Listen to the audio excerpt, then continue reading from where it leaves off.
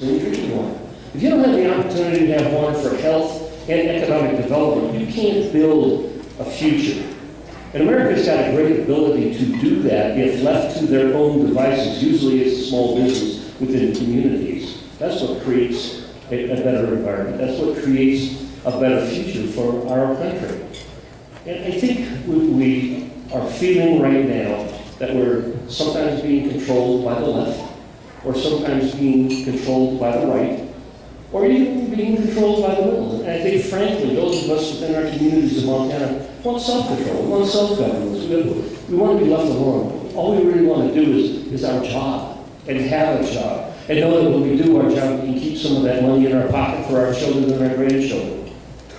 And one of the things we have a little bit of problem right now, I sometimes tell the story that Conrad Burns used to tell. It really says it very well. And that is that there was a young lady walking through the forest, and she saw a frog on the lily pad. And the frog said, "I'm not really a frog. I'm a handsome prince. If you give me a kiss, you'll see."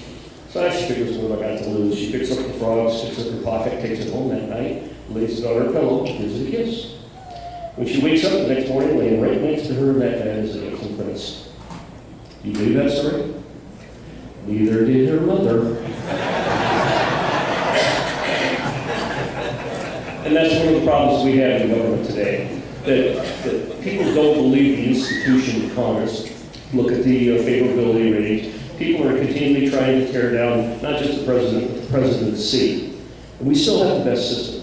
So one of the things that we need to do is try and return the credibility back to those that take the time to serve. You, at the local community level, our state legislators meet at the federal level, whether it's in the executive branch, the judicial, or the presidency.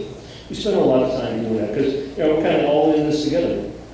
Always remember the story of Ole and Sven in a hotel in an accent, because I'm not particularly good at that. But Ole and Sven lived on the other side of the lake from a bar, and they used to always walk around the bar, party up, and then walk home. Well, one night they had a little bit too much, and so they decided to go down to the water, and they saw a rowboat, and they stole it. They stole the rowboat, they got about halfway across the lake and started taking on water. And Ole said to Sven, "Sven, start bailing. We're sinking." And Sven said, "Ole, it's not our boat." Want to slow down? Well, we're all in this boat together. And somehow, I think, I'd like an opportunity to open up the lines of dialogue and communication with you. So I'm not just spending my time working on the bigger projects like North Central or Dry Prairie or St. Mary's or some of the other projects that we've been talking about, wanting to get authorized, and always looking for the money, because we have money problems, and you need to know that we do right now. And until we turn the economy around, we don't have the ability to do as much as we want to. And that's why every day the recession is not turned around hurts projects like this and everything else, whether it's Head Start, whether it's some of the things we want to do with transportation. If the economy can't keep up, and we're in deep trouble. Don't kid yourself. If I can put it in perspective, from the beginning of America's history to January 1, 2007, we built about an $8 trillion debt, high but manageable.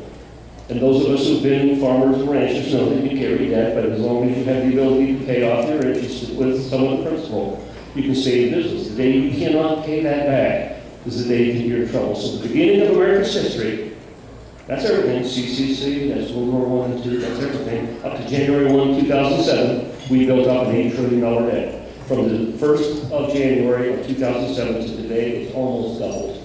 You can't spend your way into prosperity. We cannot continue to come back to the taxpayer and ask for more money at a time when the taxpayer does not have the ability to ask for more money, to give more money. And we're all at risk because those of us who are reliant upon tax dollars for our projects have to be sensitive to the fact that we're going to have to tighten our belt, ask the government to tighten its belt, and do everything we possibly can to turn this thing around. We're all in the same boat at this time. And if nothing else, I want to work on the regulations that are stifling and stagnating in many areas, the kinds of projects you're trying to work on at the local level. So working together, ultimately believe we can build a more secure future for the people of Montana. I've so enjoyed the last 12 years appearing before you. I've given Dan a hard time. He's a great director. Enjoy having him. In fact, we tell the story, and it's absolutely true, that when I was newly elected and I went back for orientation before I was sworn in, this was November after my election of 2000. I wasn't serving until 2001.